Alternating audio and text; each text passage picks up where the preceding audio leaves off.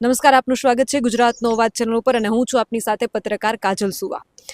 ખેડૂતોના અનેક પ્રશ્નો, અનેક મુદ્દાઓ આપણે 2025માં એવું લાગતું હતું કે કમોસમી વરસાદ આપણે ખૂબ હેરાન કરી રહ્યો છે. કમોસમી વરસાદે ખૂબ હેરાન કર્યા, પણ ત્યારે ક્યાં ખબર હતી કે એથી મોટું માવઠું તો હવે આવવાનું છે 2026માં. જે ખેડૂતો હેરાન થયા છે, હેરાન શબ્દ તો બહુ નાનો પડે છે. તમે વિચાર કરો કે ઉનાળાના વેકેશન ચાલે છે, 4-4, 5-5 દિવસથી મહિલાઓ પણ, જેમ આપણે ભૂંડના રોજના રાત્રે રખોલા કરતા હોય ને, એમ દિવસના બહેનો અને ભાઈઓ આખો દિવસ એના ખેતરના રખોપા કરે છે.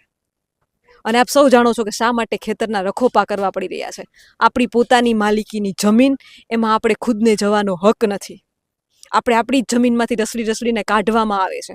એમ છતાંય કોઈ અવાજ ઉઠાવવા માટે તૈયાર નથી. જાગૃત જનતા, જેતપર ગામની જનતા એટલી જાગૃત છે. મેં એકતા તો જોઈ, પણ એ વસ્તુ સૌથી વધારે જોઈ કે મોટી સંખ્યામાં બહેનો પણ હતા. અને પાલભાઈ આંબલિયા જે હંમેશા ખેડૂતોના મુદ્દે લડે છે, કિસાન સંઘર્ષ સમિતિ કે હંમેશા ખેડૂતોની વારે આવે છે. ખૂબ ઓછા ખેડૂતોના કહેવાતા નેતાઓ, હવે મારે આ જ શબ્દ વાપરવો પડશે, એક પત્રકાર તરીકે મારે આ શબ્દો વાપરવો પડે છે. કેમ કે જે ખેડૂત નેતાઓની વાતો કરતા હતા, એ લગભગ અત્યારે બધા જ ગાયબ થઈ ગયા છે. મોટા ભાગના નેતાઓ ગાયબ થઈ ગયા છે. હું તો ધારાસભ્યોને પણ કહું છું, હું તો સાંસદોને પણ કહું છું કે અત્યારે વારે આવવાનો ટાઈમ છે, પણ તમે ખબર નહીં ક્યાં છુપાઈને બેઠા છો, કેમ નથી દેખાતા. આ જ જનતા છે કે જેણે તમને ચૂંટીને ગાંધીનગર અને દિલ્હી પહોંચાડ્યા હતા. આ જ જનતા છે. અને એ જનતા અત્યારે 48 ડિગ્રી તાપમાનમાં લગભગ 6-7 દિવસથી પોતાના ખેતરના નાના બાળકો રખોપા કરી રહ્યા છે.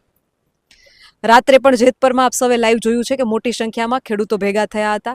કિસાન સંઘર્ષ સમિતિ, અપાલભાઈ આંબલિયા અને મહેશભાઈ રાજકોટિયા, આ બધા જ લોકો મળી અને ખેડૂતોને વારે આવ્યા છે. પાલભાઈ, જેતપરની સ્થિતિ શું છે અત્યારે?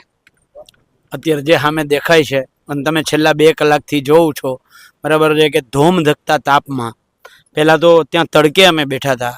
અહીંયા બાજુમાં નીલગિરીની વ્યવસ્થા છે, એટલે બધાને ત્યાંથી અહીંયા બહેનોને, કારણ કે છોકરા પણ હારે છે, અને એટલે બધાને અહીંયા અત્યારે બેસાડ્યા છે. સૌથી પહેલું આવી અને અમે કામ એ મુદ્દા ઉપર બંધ કરાવડાવ્યું છે કે આજથી ગઈકાલે નહીં અને પરમ દિવસે, એટલે આજે 8 તારીખ છે, 6 તારીખે પોલીસ પ્રોટેક્શન લઈ અને 10 વર્ષના દીકરાને ડિટેન કર્યો, બહેનોને ડિટેન કર્યા. અને જે ખાડો ખોદવામાં આવતો હતો, બરાબર છે, એ ખાડો કંપનીને ક્યાંક એવું લાગ્યું ખોટી જગ્યાએ છે, એટલે કંપનીએ એ ખાડો બૂરી અને આજે નવો ખાડો એણે ચાલુ કર્યો છે.